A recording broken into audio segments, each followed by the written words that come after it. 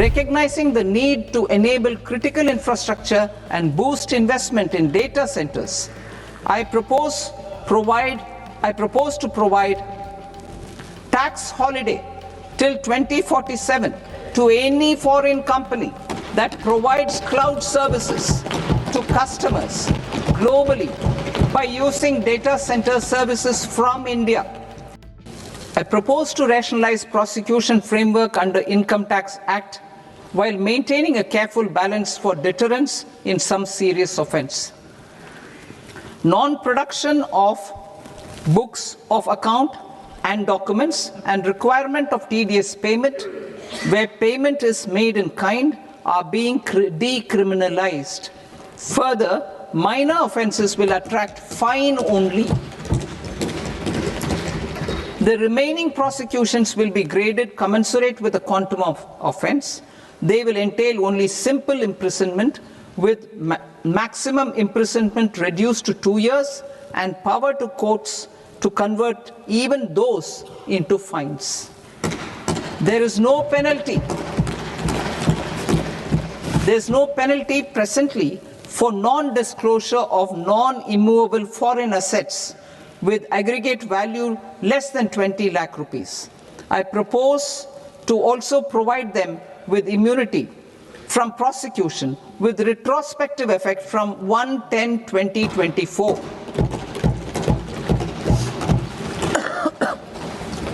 Cooperatives. Deduction is already allowed to a primary cooperative society engaged in supplying milk, oilseeds, fruits or vegetables raised or grown by its members. I propose to extend this deduction to also include supply of cattle feed and cotton seed produced by its members. I propose to allow inter-co-operative society dividend income as deduction under the new tax regime to the extent it is further distributed to its members. I further propose to allow exemption for a period of 3 years to dividend income received by a notified national cooperative federation on their investments made in companies up to 31/1/2026. This exemption would be allowed only for dividends further distributed to its member cooperatives. Supporting IT sector as India's growth engine. India is a global leader in software development services, IT-enabled services, knowledge process outsourcing services, and contract R&D services relating to software development. These businesses and their segments are quite interconnected with each other. All these services are proposed to be clubbed under a single category of information technology services with a common safe harbor margin of 15.5% applicable to all. The threshold for availing safe harbor for IT services is being enhanced substantially from 300 crore rupees to 2,000 crore rupees. Safe harbor for IT services shall be approved by an automated rule-driven process without any need for tax officer to examine and accept the application. Once applied by an IT services company, the same safe harbor can be continued for a period of 5 years at a stretch at its choice. For IT services companies who want to conclude advanced pricing agreement, APA, I propose to fast-track unilateral APA process for IT services and endeavor to conclude it within a period of 2 years.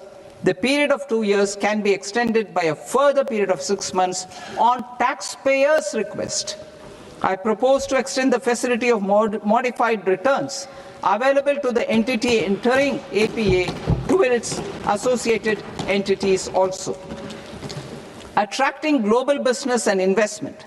Recognizing the need to enable critical infrastructure and boost investment in data centers, I propose to provide tax holiday till 2047 to any foreign company that provides cloud services to customers globally by using data center services from India.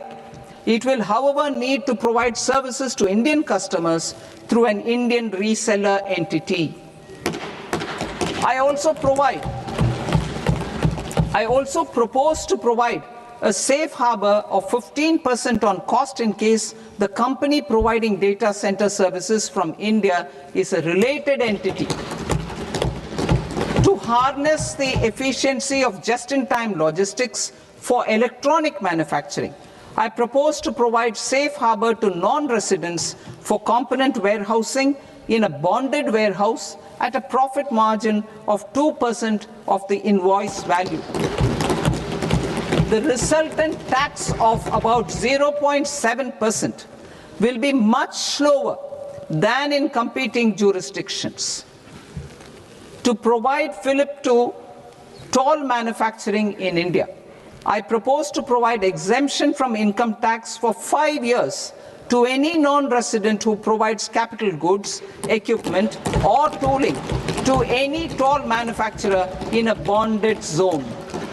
To encourage vast pool of global talent to work in India for a longer period of time, I propose to provide exemption to global, non-India sourced income of a non-resident expert for a stay period of 5 years under notified schemes.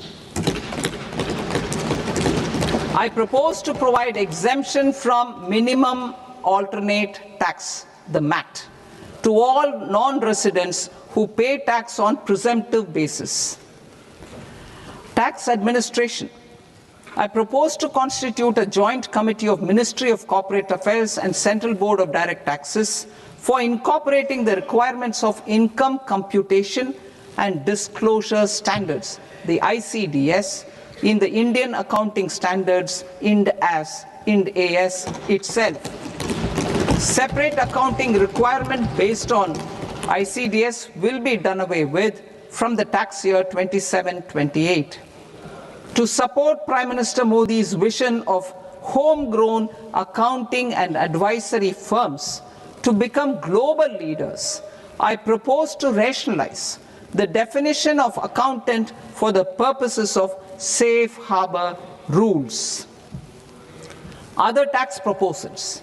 Change in taxation of buyback was brought in to address the improper use of buyback route by promoters. In the interest of minority shareholders, I propose to tax buyback for all types of shareholders as capital gains.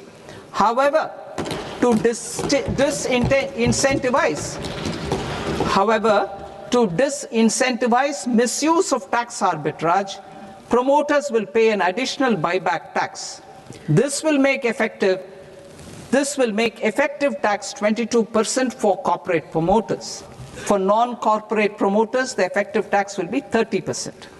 TCS rate for sellers of specific goods, namely alcoholic liquor, scrap, and minerals, will be rationalized to 2%, and that on tendu leaves will be reduced from 5% to 2%.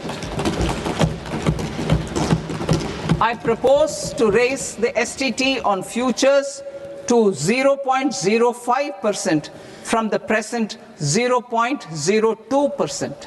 STT on options premium and exercise of options are both proposed to be raised to 0.15% from the present rate of 0.1% and 0.125% respectively.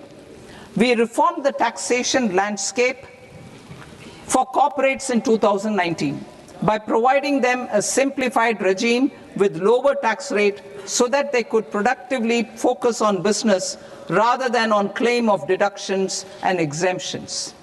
To encourage companies to shift to the new regime, set off of brought forward MAT credit, minimum alternate tax credit, is proposed to be allowed to companies only in the new regime. Set off using available MAT credit is proposed to be allowed to an extent of 1/4 of the tax liability in the new regime. MAT is proposed to be made final tax. So there will be no further credit accumulation from 1st April 2026. In line with this change, the rate of final tax is being reduced to 14% from the current MAT rate of 15%.